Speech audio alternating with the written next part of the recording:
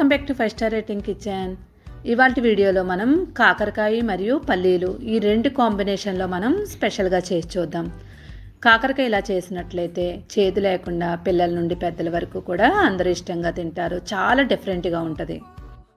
ముందుగా మనం పొయ్యి మీద కడాయి పెట్టుకుందాం. దానిలో ఒక పిడికెడు వరకు పల్లీలు వేసుకోవాలి. ఈ పల్లీలు మనం దోరగా వేయించుకోవాలి.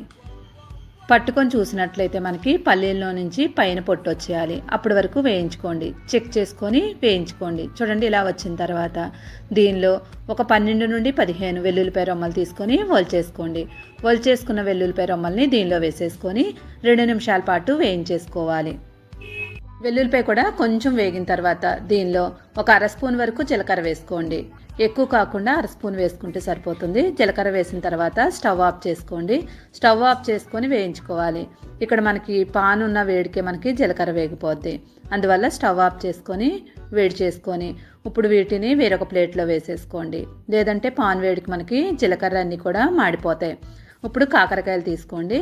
కాకరకాయలు తీసుకొని కట్ చేసుకోండి. ఇక్కడ రౌండ్ చక్రాల్లా కట్ చేసుకోవాలి. చూడండి మరీ లావుగా కాకుండా సన్నగా కాకుండా ఇలా కట్ చేసుకొని ఒక ప్లేట్లో వేసుకొని ఈ కాకరకాయ ముక్కల్ని పక్కన పెట్టేసుకోండి. పొయ్యి మీద కడాయి పెట్టుకొని 1 స్పూన్ వరకు నూనె వేసుకోండి. నూనె బాగా వేడైన తర్వాత ఆల్రెడీ మనం కట్ చేసుకున్న కాకరకాయ ముక్కల్ని దీనిలో వేసుకొని దోరగా వేయించేసుకోవాలి. కావాలనుకుంటే డీప్ ఫ్రై చేసుకునే వాళ్ళు ఎక్కువ నూనెలో వేసుకొని డీప్ ఫ్రై కూడా చేసుకోవచ్చు. ఇక్కడ మనం 1 స్పూన్తో కూడా ఫ్రై చేసేసుకోవచ్చు. మరీ ఎక్కువ ఫ్రై చేసే అవసరం ఉండదు. కొంచెం కలర్ మారి కొంచెం గట్టిగా అయ్యే వరకు వేయించుకోండి. ఇలా వేయించడం వల్ల మనకి తినేటప్పుడు మనకి పచ్చి పచ్చిగా ఉండకుండా నోటికి తగులుతూ ఉండకుండా టేస్ట్గా ఉంటుంది.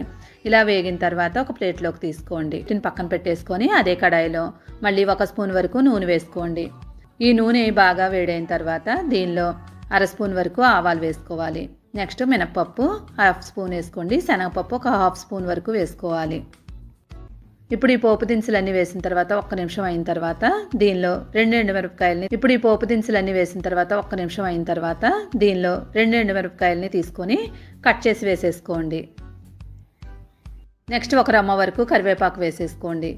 ఇప్పుడు వీటినన్నింటినీ కూడా 2 నిమిషాల పాటు వేయించండి. మరీ ఎర్రగా అయ్యే వరకు కాకుండా ఒక 2 నిమిషాలు వేయించితే సరిపోతుంది.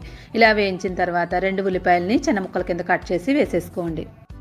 అయితే ఈ ఉల్లిపాయల్ని మరీ బ్రౌన్ కలర్ వచ్చే వరకు కాకుండా జస్ట్ కలర్ మారే వరకు వేయించుకోండి. ఈ కలర్ వచ్చే వరకు వేయించుకోండి. నెక్స్ట్ దీనిలో ఒక పెద్ద సైజు టమాటాని తీసుకుని చిన్న ముక్కల కింద కట్ చేసి వేసేసుకోవాలి. ఇప్పుడు ఈ టమాటాను కూడా 2-3 నిమిషాలు వేయించుకోండి. ఇలా వేగిన తర్వాత దీనిలో ఆల్రెడీ మనం వేయించి ఉంచుకున్నాం కదా కాకరకాయ ముక్కలు, ఆ కాకరకాయ ముక్కల్ని దీనిలో వేసేసుకోవాలి.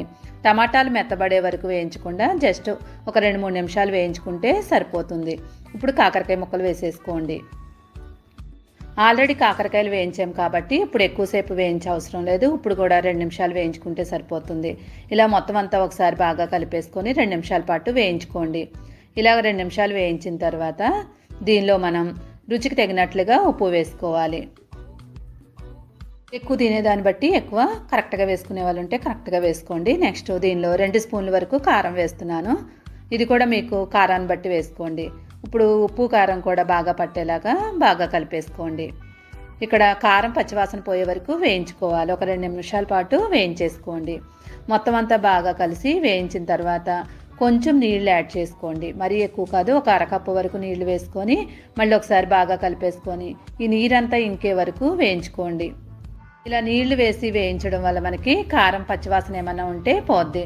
చూడండి దగ్గరికి అయిపోయింది కదా. ఇలా దగ్గరికి అయిపోయిన తర్వాత ఒక నిమ్మకాయ సైజ్ అంతా చింతపండు తీసుకొని దాని గుజ్జును వేసుకోండి. పులుసులా తీసుకొని వేసేసుకోండి. మరీ ఎక్కువ కాకుండా ఒక నిమ్మకాయ సైజ్ అంత చింతపండు తీసుకొని దాని రసాన్ని వేసేసుకోండి. సుమారుగా మనం 1/2 లీటర్ నీళ్ళు ఉండే వరకు వేసుకోవాలి. ఇలా పులుసు వేసిన తర్వాత బాగా కలిపేసుకొని ఇప్పుడు మూత పెట్టేసి ఒక 2 నుండి 3 నిమిషాల పాటు ఉడికించుకోండి. ఇలా ఉడికించడం వల్ల మనకి ముక్కల్లోకి పులుసు అంతా చక్కగా పడుతుంది. మూత పెట్టి 2 నిమిషాలు ఉడికించండి. ఇది ఉడికేలోపు మనం ఆల్రెడీ పల్లీలు వేయించుకున్నాం కదా, ఆ పల్లీలు తీసుకొని మిక్సీ గిన్నె తీసుకొని ఆ మిక్సీ గిన్నెలో వేసుకొని పౌడర్లా చేసుకోవాలి. అయితే మనం మిక్సీ చేసిన తర్వాత పౌడర్లా కాకుండా కొంచెం ముద్దగా అవుతుంది, ఎందుకంటే వెల్లుల్లిపాయలు వేసుకున్నాం కాబట్టి. ఇప్పుడు పొయ్యి మీద ఉన్న కూర ఒకసారి చెక్ చేసుకోండి. 2-3 నిమిషాలు అయిపోయింది. మరీ ఎక్కువసేపు ఉడికించే అవసరం లేదు. 2-3 నిమిషాలు ఉడికిస్తే సరిపోతుంది. ఇప్పుడు మిక్సీ చేసుకున్న పల్లీ పౌడర్ని వేసేసుకోండి. ఈ పల్లి పేస్ట్ని వేయడం వల్ల టేస్ట్ అనేది చాలా బాగుంటుంది. అసలు మనకి చేదు అనేదే ఉండదు. మొత్తం అంతా బాగా కలిపేసుకొని ఇప్పుడు మూత పెట్టి ఒక 3 నిమిషాల పాటు ఉడికించండి. ఇలా ఉడికించడం వల్ల పల్లి పేస్ట్ అంతా కూడా కాకరకాయలకి చక్కగా పడుతుంది. ఇప్పుడు మూత పెట్టి ఒక 3 నిమిషాలు ఉడికించి 3 నిమిషాల తర్వాత మూత తీసి మళ్ళీ ఒకసారి బాగా కలిపేసుకోండి. ఇక్కడ మనం మరీ పులుసులాగా పలచగా చేసుకోకూడదు, దగ్గరికి గ్రేవీలాగా చేసుకోవాలి. మొత్తం అంతా బాగా కలుపుకున్న తర్వాత దీనిలో ఇష్టం ఉన్న వాళ్ళు ఉంటే బెల్లాన్ని వేసుకోండి. ఇక్కడ మాత్రం నేను వేసుకోవట్లేదు, ఎందుకంటే ఇది అంత చేదు ఉండదు కాబట్టి వేయట్లేదు. కావాలనుకున్న వాళ్ళు వేసుకోండి. ఫైనల్గా కొత్తిమీర వేసేసుకోవాలి. కొత్తిమీర వేసిన తర్వాత స్టవ్ ఆఫ్ చేసుకొని మూత పెట్టి అలానే వదిలేయండి.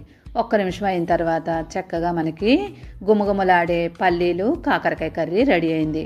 చాలా అంటే చాలా బాగుంటుంది. తప్పకుండా ట్రై చేయండి. చేదు అనేది అసలు ఉండదు. పిల్లలు కూడా చాలా ఇష్టంగా తింటారు. ఇది మనకి రైస్లోకైనా లేదంటే రోటీ, చపాతీ, దోశ, ఇంకా ఇడ్లీలోకి కూడా బాగానే ఉంటుంది.